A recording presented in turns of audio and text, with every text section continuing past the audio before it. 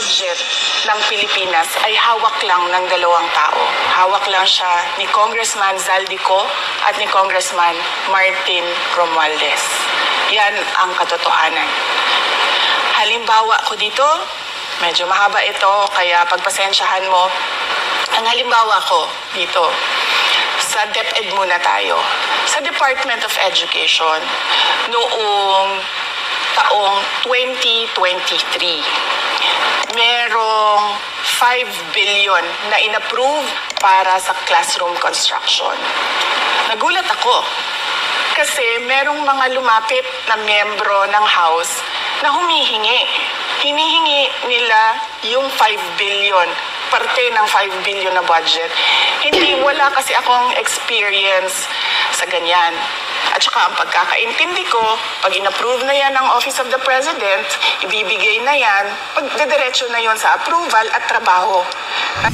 Kakaintindi ko, pag in-approve na yan ng Office of the President, ibibigay na yan, pagdediretso na yon sa approval at trabaho ng Department of Education sa construction ng mga classroom. Nagulat ako, may humingi.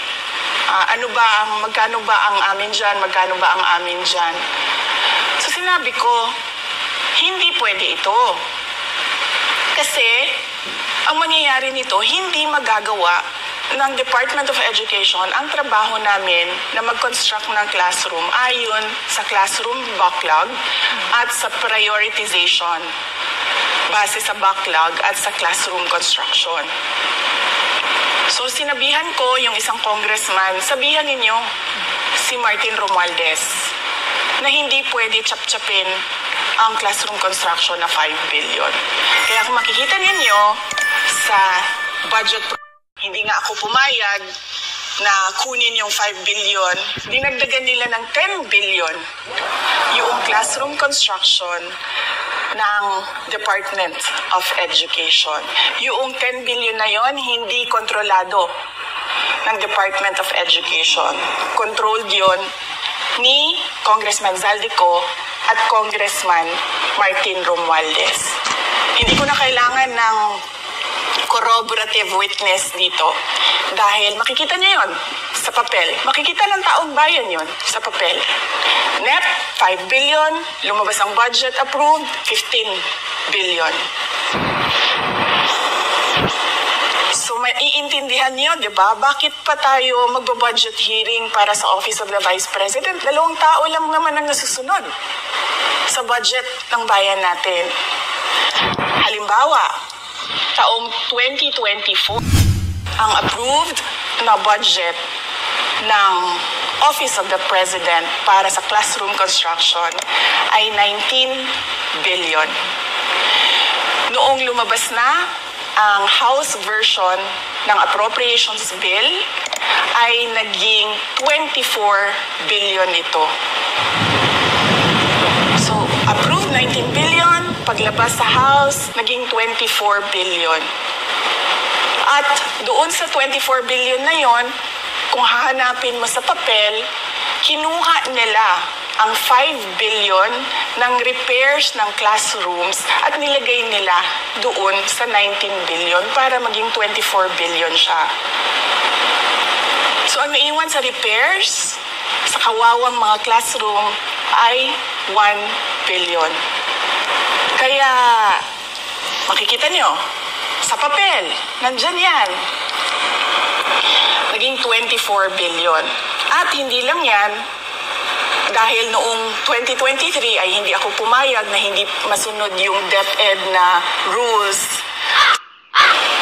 Pagdating namin sa Senate, nakita yun ng mga senador. Tinanong nila ang Department of Education, totoo ba o hindi totoo na galing sa inyo ang listahan ng 17 billion ng mga classroom construction? So sabi namin sa mga senador, hindi totoo. Hindi namin magagawa yung trabaho namin. Hindi natin masasolve ang classroom backlog kung ganito ang nangyayari. Pwede ba ninyo kaming tulungan? Yung mga senador naman, very helpful sila. Oo, tulungan namin kayo. Kaya nga kung makikita ninyo sa interpellation ng isang senador doon sa budget hearing sa Senate, tinanong niya diretso, galing ba sa DepEd ang listahan ng 17 billion? Galing ba sa DepEd ang listahan na inattach doon sa House version? Sinabi namin hindi. Galing ba sa DepEd ang listahan na inattach doon sa House version? Sinabi namin hindi. Hindi galing sa amin yan. On record yon. Makikita nyo sa mga videos, balikan nyo yung mga videos. Makikita nyo. Yes, my concern, Madam Chair, Mr. President, under the GAB, I observed that there was an increase in the budget for the construction of new classrooms from 19.6 billion to 24.6 billion. However, this is my concern, which you mentioned earlier, that the repairs and rehabilitation of classrooms was decreased from 6.5 billion to 1.5 billion. I also have information, Madam Chair, Mr. President, that 24.6 billion allocated under the GAB, but only 9.8 billion from the allocation is left to the discretion of DepEd. Tapos dumating ang BICAM, walang nangyari dahil ang nasusunod doon ay si Congressman Zaldico at si Congressman Martin Romualdez. Kaya nandun pa rin naka-attach yung 17 billion na ginawang listahan ni Co at ni Romualdez. In fact, balik lang ako konti sa'yo ha. Kahit yung mga congressman, nakikita nila yung problema ng ginawa nila na pag-attach ng listahan sa budget. Kasi doon sa basic education hearing noong May 2024 ng House of Representatives, merong isang congressman nagreklamo, bakit ang tagal ng classroom construction? Bakit ang tagal? Sabi nung USEC ng DepEd, kasi may pabago-bago sa listahan ng DPWH dahil hindi kami ang gumawa. Kay tagal na natin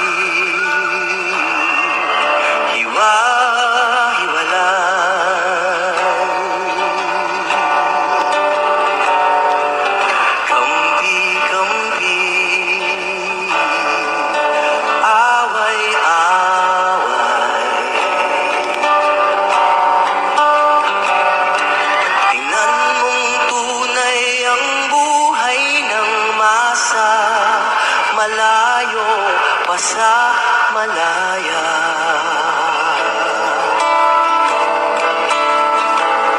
Kay tagal pa natin pagsasama-sama.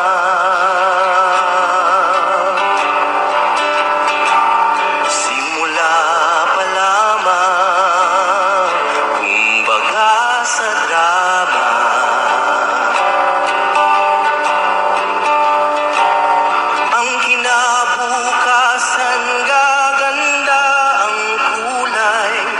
Sangayon tayo sa tunay na kalayaan, pinaglalaban ng kalayaan, may kabayaran, nararapat lumaban isang pinuno, ang supli ng bayan, masunuring puso, kung sabay-sabay nating mahalin ng tuntunin, makakamit na ng bansa ang tunay na layaan.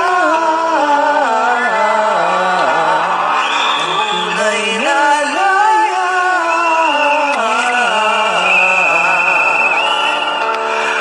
Malaya.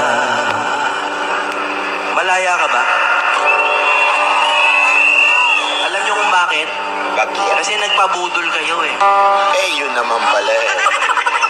Kailan pa Hi guys, magandang araw po sa inyo lahat. Ito naman po muli ang inyong lingkod, si DIY KKB Informant.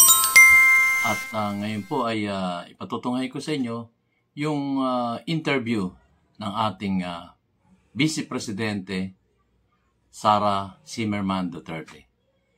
Siya po ang Vice Presidente ng Republika ng Pilipinas. At ito'y patungkol dun sa dun sa mga naging budget niya noong 2023 at ngayon 2024.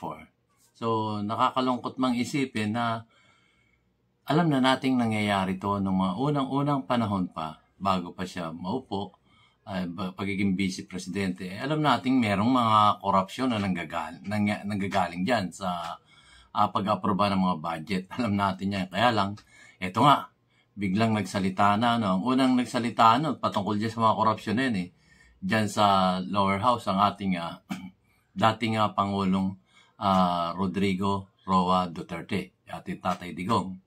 So, yung mga corruption na yan, siguro hindi rin nila na matiis na hindi sabihin kasi nga sila yung tinatamaan doon sa mga budget na yan. At sila yung po pwedeng masisi pagdating ng panahon. So, yun nga, tunghayan natin yung kanyang interview dito at siniwalat niya lahat-lahat kung sino ba ang kumbaga yung talagang nangangalaga ng budget. Sinabi niya dito, 2 tao lang na nagdidesisyon patungkol dyan sa mga budget sa pangkalahatan.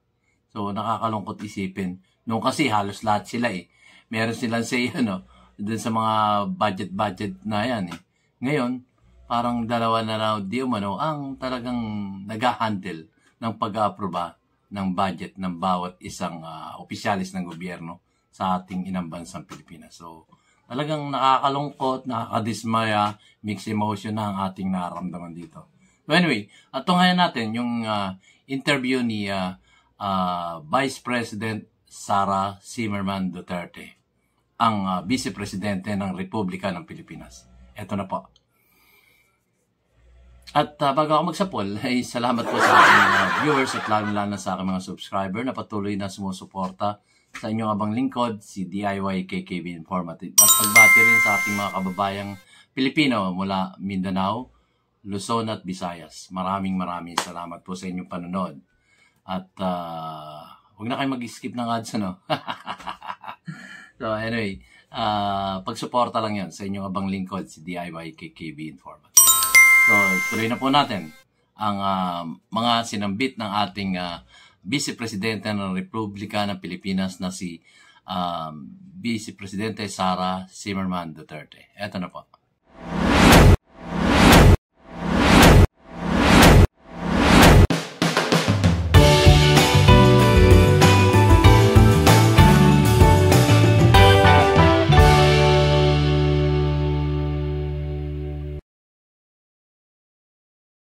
Nagpa-interview ako dahil gusto ko na malaman ng taong bayan at ma-explain sa taong bayan kung bakit hindi ako sumasagot sa question and answer sa budget hearing ng Office of the Vice President para sa budget proposal namin 2025. Gusto ko kasi na maintindihan ng taong bayan saan ba ako nanggagaling.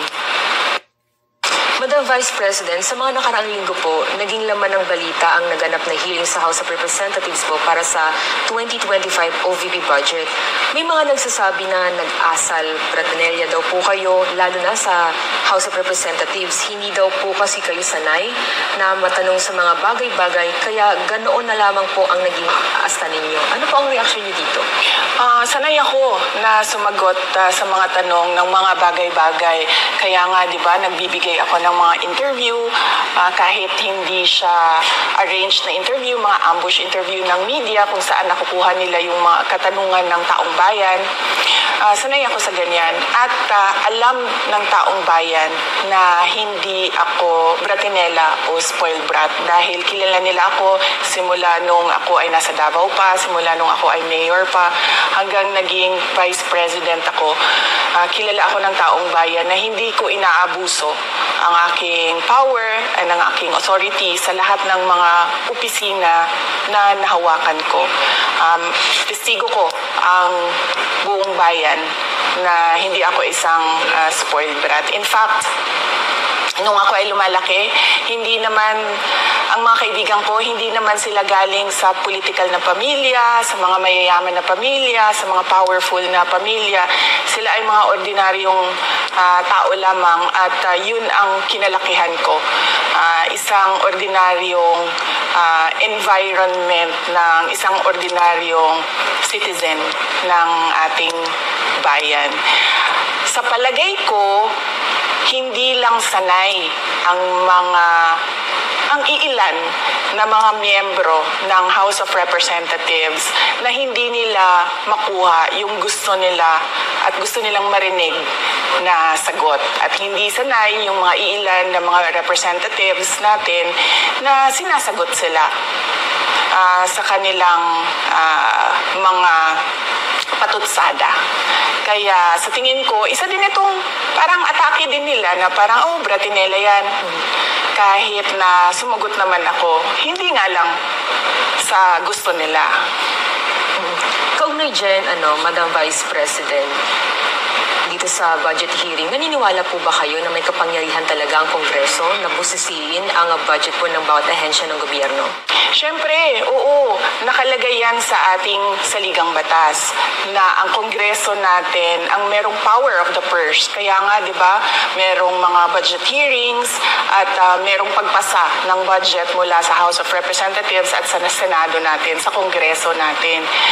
Kinikilala natin yan. Kaya nga, di ba, pumunta tayo doon sa Senate hearing, pumunta tayo doon sa House of Representatives na hearing dahil nagpresenta tayo ng budget. Ang ginawa ko lang ay sinabi ko, i-forgo namin yung question and answer na parte ng budget hearing. Pero kaugnay po dyan, Madam Vice President, hindi po ba dapat malaman din ng taong bayan para sa pondo ng OVP? At saan po gagamitin itong panukala po for 2025? Yes, napakahalaga sa akin na malaman ng taong bayan ang Office of the Vice President budget proposal. Kaya nga, bago kami pumunta sa Senate, bago kami pumunta sa House, ay pinublish namin yung budget proposal namin sa aming website, sa Office of the Vice President, sa social media platforms namin. Ginawa namin siyang madaling intindihin ng taong bayan kung saan papunta yung budget proposal ng Office of the Vice President. Ma'am, going back dun po kanilang sinabi nyo na yung ilang beses nyo pong sagot sa mga kongresista that you will forgo the opportunity to defend the 2025 budget proposal of the OVP and will defer to the wisdom of the Congress, bakit tila daw po iniiwasan ninyo? Parang ganun po yung lumalabas na. Oo. Kasi sinasabi ko pa ulit-ulit yon na sinasabit namin sa Congress ang budget ng Office of the Vice President at iniiwan namin sa Kongreso ang desisyon kung ano ang gagawin nila para sa Office of the Vice President. Kaya fina-forgo na namin yung question and answer. Unang-una dahil nakikita namin na ginagamit siya ng ibang mga miyembro, iilan na mga miyembro ng Kongreso para umatake sa akin dahil hindi kami magkasama sa politika. At pangalawa, kasi ang budget ng Pilipinas ay hawak lang ng dalawang tao.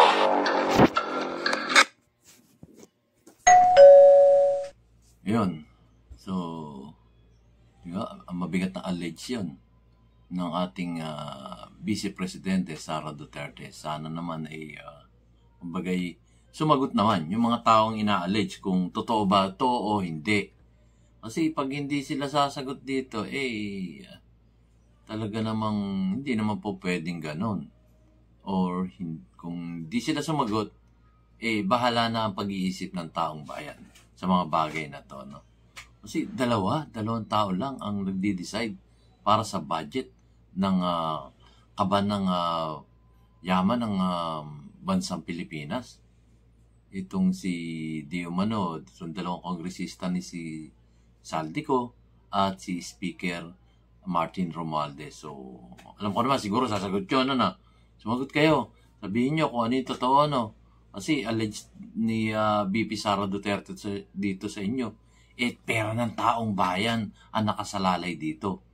So, sagot-sagot din po kung may time, no? Nabubulbul na tuloy ako. So, ituloy natin. Tuloy natin kung ano yung mga interview pa sa kanya. Go ahead, VP Sara Duterte. Ako, Bratinella o spoiled brat. Ang budget ng Pilipinas ay hawak lang ng dalawang tao.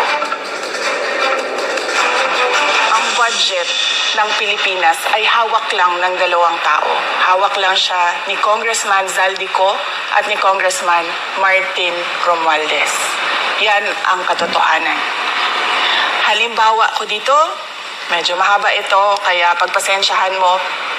Ang halimbawa ko dito, sa DepEd muna tayo. Sa Department of Education, noong taong 2023, merong 5 billion na inapprove para sa classroom construction. Nagulat ako kasi merong mga lumapit na miyembro ng House na humihingi. Hinihingi nila yung 5 billion, parte ng 5 billion na budget. Wala kasi akong experience sa ganyan. At saka ang pagkakaintindi ko, pag inapprove na yan ng Office of the President, ibibigay na yan, pagdadiretso na yon sa approval at trabaho ng Department of Education sa construction ng mga classroom. Nagulat ako, may humingi. Magkano ba ang amin dyan? Magkano ba ang amin dyan? So sinabi ko, hindi pwede ito. Kasi ang mangyayari nito, hindi magagawa ng Department of Education ang trabaho namin na mag-construct ng classroom ayon sa classroom backlog at sa prioritization base sa backlog at sa classroom construction. So sinabihan ko yung isang congressman, sabihan ninyo si Martin Romualdez na hindi pwede chap-chapin ang classroom construction na 5 billion. Kaya kung makikita ninyo sa budget proposal na approved ng Office of the President, 5 billion yon. Pero nung lumabas yung GAA o yung budget approved noong 2023, naging 15 billion siya. Dahil hindi nga ako pumayag na kunin yung 5 billion, dinagdagan nila ng 10 billion yung classroom construction ng Department of Education. Yung 10 billion na yon hindi kontrolado ng Department of Education. Controlled yon ni Congressman Zaldico at Congressman Martin Romualdez. Hindi ko na kailangan ng corroborative witness dito dahil makikita niyo yon sa papel. Makikita ng taong bayan yon sa papel. NEP, 5 billion. Lumabas ang budget approved, 15 billion. So, maiintindihan niyo, di ba? Bakit pa tayo magbo-budget hearing para sa Office of the Vice President? 2 tao lang naman ang nasusunod sa budget ng bayan natin. Halimbawa, taong 2024, kung makikita niyo, ang approved na budget ng Office of the President para sa classroom construction ay 19 billion. Noong lumabas na ang House version ng Appropriations Bill ay naging 24 billion ito. So, approved 19 billion, paglabas sa House, naging 24 billion. At doon sa 24 billion na yon, kung hahanapin mo sa papel, kinuha nila ang 5 billion ng repairs ng classrooms at nilagay nila doon sa 19 billion para maging 24 billion siya. So ang naiwan sa repairs, sa kawawang mga classroom, ay 1 billion. Kaya, makikita nyo, sa papel, nandyan yan. Naging 24 billion. At hindi lang yan, dahil noong 2023 ay hindi ako pumayag na hindi masunod yung DepEd na rules sa paano mag-classroom construction based on need. Ang ginawa ngayong 2024, inattach nila ang listahan na kung saan gagawin ang mga classroom construction worth 17 billion. Makikita nyo yon sa papel. Pagdating namin sa Senate, nakita yon ng mga senador. Tinanong nila ang Department of Education, totoo ba o hindi totoo na galing sa inyo ang listahan ng 17 billion ng mga classroom construction? So sabi namin sa mga senador, hindi totoo. Hindi namin magagawa yung trabaho namin. Hindi natin masasolve ang classroom backlog kung ganito ang nangyayari. Pwede ba ninyo kaming tulungan? Yung mga senador naman, very helpful sila. Oo, tulungan namin kayo. Kaya nga kung makikita ninyo sa interpellation ng isang senador doon sa budget hearing sa Senate, tinanong niya diretso, galing ba sa DepEd ang listahan ng 17 billion? Galing ba sa DepEd ang listahan na inattach doon sa House version? Sinabi namin hindi. Hindi galing sa amin yan. On record yon. Makikita nyo sa mga videos, balikan nyo yung mga videos. Makikita nyo. Yes, my concern, Madam Chair, Mr. President, under the GAB, I observed that there was an increase in the budget for the construction of new classrooms from 19.6 billion to 24.6 billion. However, this is my concern, which you mentioned earlier, that the repairs and rehabilitation of classrooms was decreased from 6.5 billion to 1.5 billion. I also have information, Madam Chair, Mr. President, that 24.6 billion allocated under the GAB, but only 9.8 billion from the allocation is left to the discretion of DepEd. Kaya hindi ko na kailangan ng witness kasi makikita nyo sa papel. Tapos dumating ang BICAM, walang nangyari dahil ang nasusunod doon ay si Congressman Zaldico at si Congressman Martin Romualdez. Kaya nandun pa rin naka-attach yung 17 billion na ginawang listahan ni Co at ni Romualdez. In fact, balik lang ako konti sa'yo ha.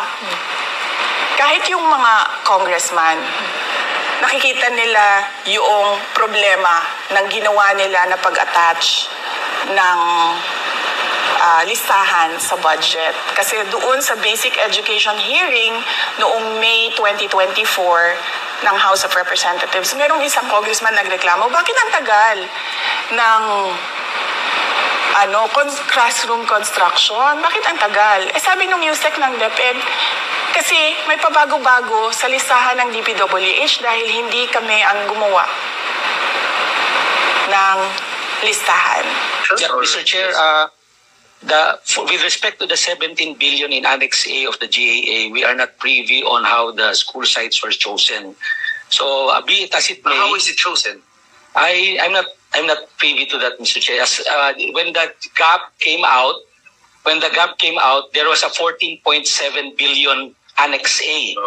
Then when the committee, the GAA came out, from 14.7 it became 17 billion. So we are not privy to how the list was generated. But so dagdag ko lang yan doon sa confirmation na kinuha nila yung budget ng DepEd at isa yan sa mga rason kung bakit ako nag-resign sa Department of Education. Hindi na ako papayag na sa susunod na taon, ganyan pa rin ang gawin nila at ako yung mananagot sa ginagawa nila. Kaya yan yung sinasabi ko, bakit pa tayo mag-question and answer dito para atakihin niyo ako? Ang masusunod lang naman sa budget, 2 tao lang. Yun. Magpaliwanag kayo.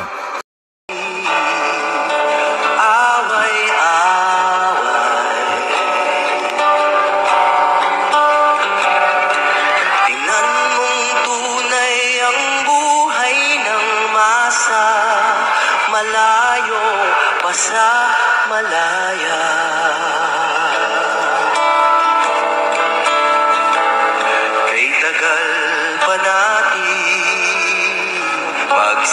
magsama-sama.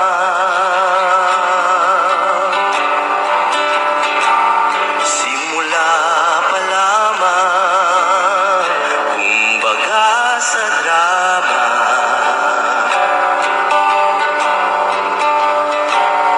Ang kinabukasan gaganda ang kulay, kung sang-ayon tayo sa tunay na kalayaan.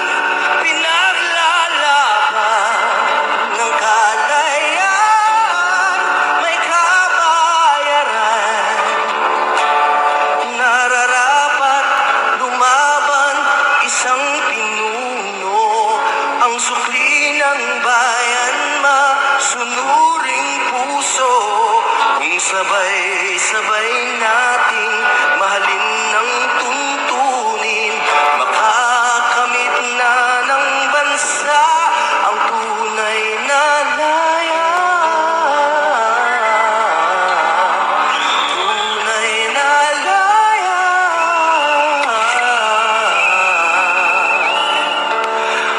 Malaya. Malaya ka ba? Alam niyo kung bakit? Kasi nagpabudol kayo eh. Kailan pa ba natin makikilala kung sinong kaaway, kung sinong kasangga?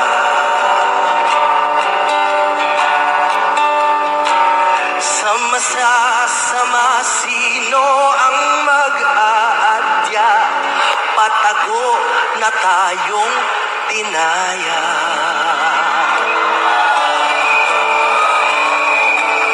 Ang kalaban natin ay butas na batas, pati mambabatas, lambat na may takas, ang mga marahas. Anong? Kung nagdurusa ang mabubuting tao, ito ba ang tinatawag nyo na kalayaan? Pinaglalaban ang kalayaan, may kabayaran. Nararapat lumaban isang pinuno, ang sukli ng bayan masunuring puso. Kung sabay-sabay nating mahalin ng tuntunin, makakamit na ng bansa ang tunay na laya.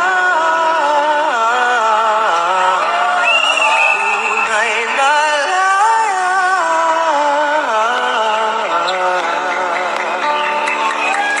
Lumaya.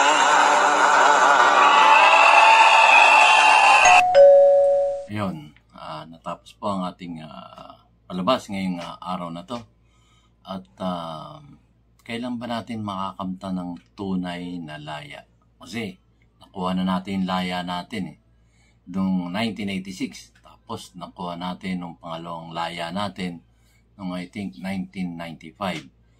Ngayon, ang tanong ngayon, kailan natin makakamtan ang tunay na laya? Yung tunay na laya.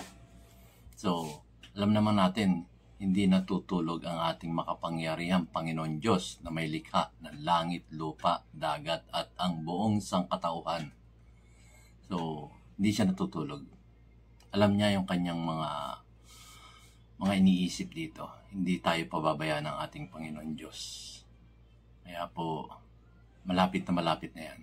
Malapit na makamtan natin ang tunay na laya. Ang tunay na laya ng ating inang bansang Pilipinas. Coming soon. So, ganito lamang po guys ang aking pumunting YouTube video na ipinatunghay sa inyo. At malapit na rin ang filing of elections, ang filing of candidacy sa Oktubre. At kakaroon tayo ng midterm election sa May 12, 2025. So, maging mapanuri tayo, maging malawak ang ating kaisipan. Hindi po yung tayo magiging panatiko, kundi ang tignan natin ay yung may magagawang kabutihan, ikabubuhay, ikagaganda, at ikauunlad ng ating inang bansang Pilipinas. Yun po lamang. Maraming salamat po sa inyong panonood ng aking mamunting YouTube channel, DIY kay Kevin Forman. Sa aking mga subscriber at viewers at yung mga hindi pa nakaka-subscribe, subscribe na kayo.